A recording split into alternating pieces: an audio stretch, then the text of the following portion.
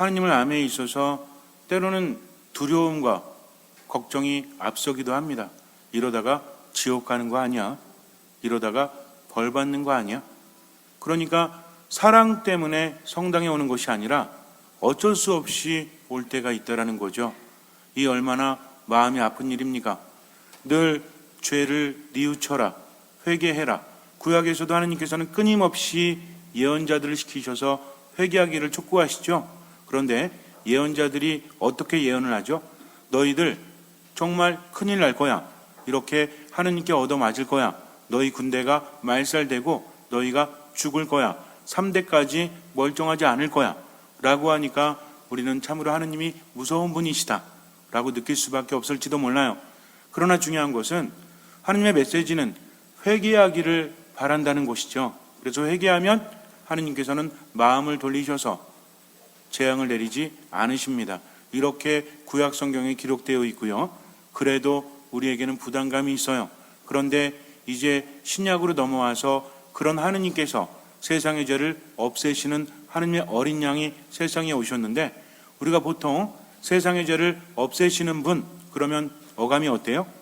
무서워요? 아니면 좋아요? 좋다고 하시는 분은 그래도 깨달음이 많으신 거고, 세상의 죄를 없애시는 하느님의 어린 양, 이 말은 사실은 조금 이상합니다. 왜? 세상의 죄를 없앤다는 것은 어떤 큰 힘을 의미하는 것인데 하느님의 어린 양이라는 거죠. 세상의 죄를 없애시는 하느님의 퓨마도 아니고 하느님의 사자도 아니고 하느님의 호랑이도 아니고 뭐예요? 어린 양이라는 거죠. 어쩌면 우리는 너무나 하느님을 두려워하는지 몰라요. 그런데 왜 하느님께서는 회개하기를 촉구하십니까? 그렇다면 회개는 과연 무엇입니까? 내가 거짓말을 했어요. 내가 안 좋은 마음을 품었어요. 내가 미움을 가졌습니다. 그러니까 앞으로는 그렇게 하지 않겠습니다. 이게 회개예요? 물론 이것도 회개일 수 있겠죠. 그러나 근본적인 회개는 아니라는 겁니다. 따라하세요. 회개는 방향성이다. 우리는 세상을 이건 안 따라하셔도 돼요. 우리는 살면서 자꾸만 알기를 원합니다. 어떻게 하면 공부 잘할 수 있습니까? 어떻게 하면 운동 잘할 수 있습니까? 어떻게 하면 부부간의 관계가 좋아질 수 있습니까? 그러니까 뭐가 많아요? 수칙이 많아. 부부간의 십계명, 자녀의 십계명, 아버지의 십계명. 물론 그것이 나쁘다는 것 아닙니다. 근데 너무 쉽게 가려고 그래요. 과정의 흐름은 무시한 채 뭔가 결과만을 자꾸만 보려고 하니까 문제라는 거죠. 그런데 세상의 모든 것들은 흐름 아닙니까? 흐름. 방향을 바꾸고 흐름을 잡아야지 어떤 결과만을 우리가 가져올 수는 없다라는 거죠. 회개도 마찬가지입니다. 내가 하느님 앞에 나설 수 없고 때론 너무나 죄송하고 죄를 지으면서도 어떻게 해요? 하느님께서 회개하라고 하니까 회개해야 되나 보다라고 생각하지만 솔직하게 마음속에서 어떤 생각이 들어요? 내가 죄를 짚어서 짓는 것이 아니라 어쩔 수 없잖아. 나는 잘하고 싶은데 옆에서 도와주지 않잖아. 때로는 죄라는 것이 의도를 가지고 다른 이들을 괴롭히려고 하는 것이 아니라 내 방어기제로서 튀어나오는 것일 수도 있지 않습니까? 견디지 못하니까, 참지 못하니까 어쩔 수 없이 죄를 지을 때도 있지 않습니까? 내가 원하지 않는데 죄를 지을 때도 있지 않습니까? 그러니까 마음이 더 힘든 거죠. 우리는 누구나 아프지 않고 아프게 하고 싶지 않아요. 그런데 삶이라는 것은 내 의도대로 흘러가지 않습니다. 그러나 끊임없이 생각해야 합니다. 왜 예수님께서는 회개하라고 하셨는지. 우리가 본 영상에서 아기곰 한 마리가 쫓기고 있죠? 뭐에게 쫓겨요? 저는 저게 치타인지 퓨마인지 잘 모르겠어서 퓨타라고 했어요. 퓨타. 중요한 건 아니에요. 얘가 쫓아가는데 곰이 쫓기죠? 물론 저 영화는 1980 몇 년인가 프랑스 영화입니다. 몇 년도인지 정확히 기억이 안 나는데 어제 봤는데도 기억이 안 나.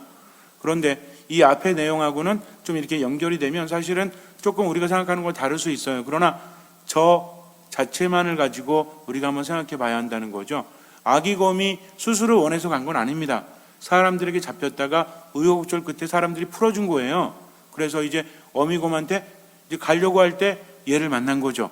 어쨌든 중요한 것은 어미곰의 영역에서 벗어났을 때 저 맹수를 만나게 되고 쫓기게 되죠. 근데 어떻게 해요? 내가 도망가면서도 어떤 느낌이 드십니까? 얘는 최선을 다해서 도망가지만 결국 간다는 길이 어디였어? 어떤 강이 흐르고 있고 그 위에 나무가 이렇게 있었는데 이게 좀 부실했죠? 그러니까 가다 보니까 물로 떨어져야 되니까 다시 오려고 하죠? 근데 앞에서는 퓨타가 쫓아오죠? 그러니까 얘는 어떻게 해요? 다시 뒤로 가서 어쩔 수가 없어요. 이것이 삶이지 않습니까? 내가 원한 게 아니에요. 나는 그러고 싶지 않아요. 그런데 자꾸만 그렇게 몰려갑니다. 부부 간에도 가족 간에도 그리고 내 인생에서도 이거 아니거든요. 그런데 나도 모르게 자꾸만 몰려서 그렇게 되지 않습니까? 화내지 말아야지, 미워하지 말아야지, 우울해하지 말아야지 수천 번을 다짐해도 나도 모르게 몰려서 벼랑 끝에 서 있지 않습니까? 그런데 더 기가 막힌 건 그나마 버티지 못하고 떨어지죠. 그래서 물에서 흘러가는데 이제는 내가 원하는 대로 갈 수도 없어요.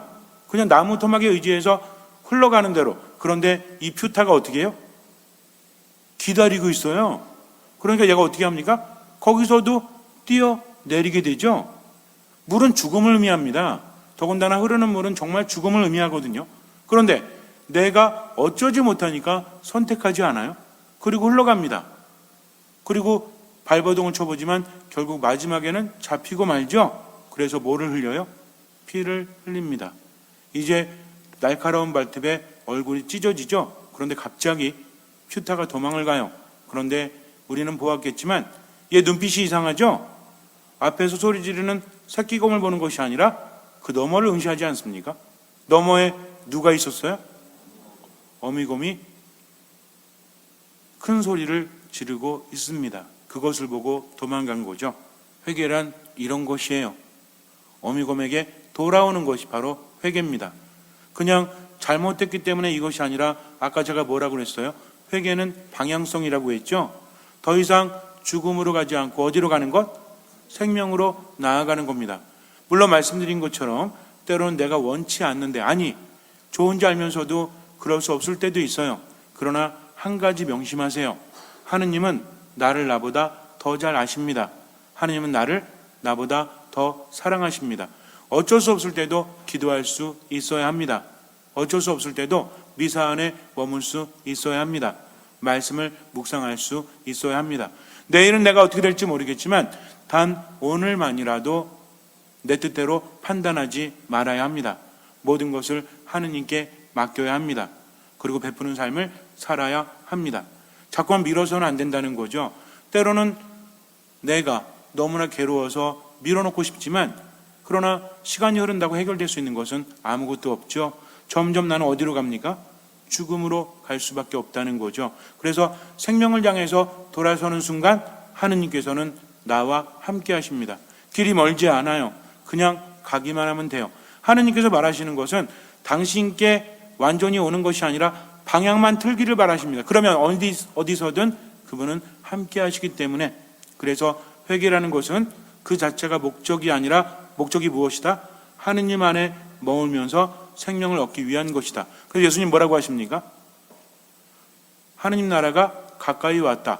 때가 차서 하느님 나라가 가까이 왔다. 하느님 나라는 죽어서만 가는 곳이 아니라 바로 지금 여기에서 내가 행복한 것, 내가 기쁜 것, 내게 힘이 넘쳐흐르는 것, 이것이 바로 하느님 나라예요. 그래서 예수님 뭐라고 하시죠? 하느님 나라는 너희 가운데 있다라고 하십니다.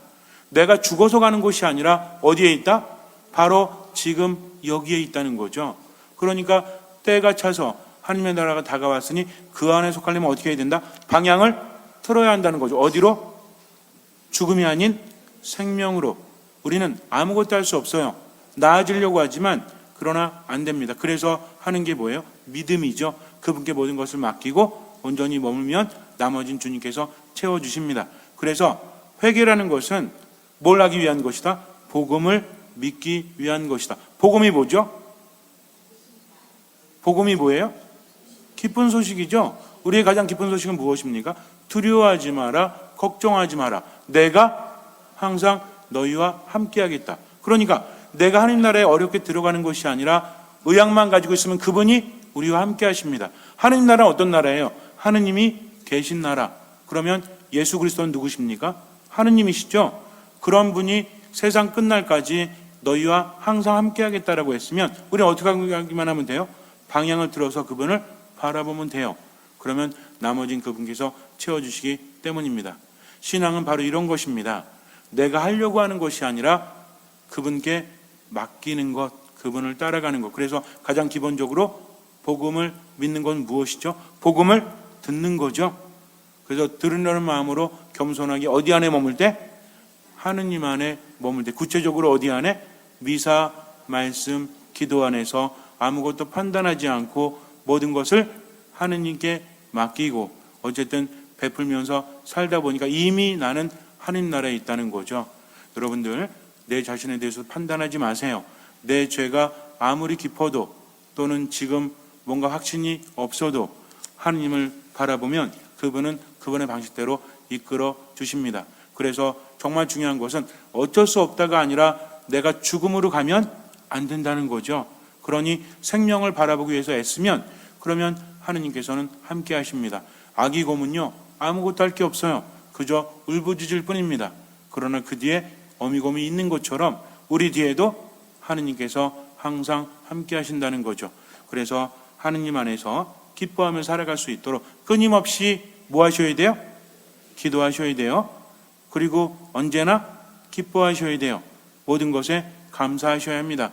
하느님 안에 머물면서 자꾸 기도하고 말씀 묵상하고 미사하면 저절로 됩니다. 근데 이거 안 하면 절대로 안 돼요.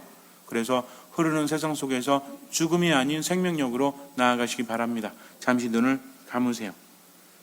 때가 차서 하나님의 나라가 가까이 왔다. 회개하고 복음을 믿어라 라고 말씀하십니다. 믿음은 아는 것으로 끝나서는 안 돼요. 믿음은 체험으로 이어져야 합니다. 하느님 안에 머무십시오. 때로는 힘들어도 최선을 다해서 겸손하게 듣는 마음으로 하느님 안에 머무십시오. 주님께서는 그 믿음을 보시고 우리 삶에 놀라운 기적을 일으켜 주실 것입니다. 아멘.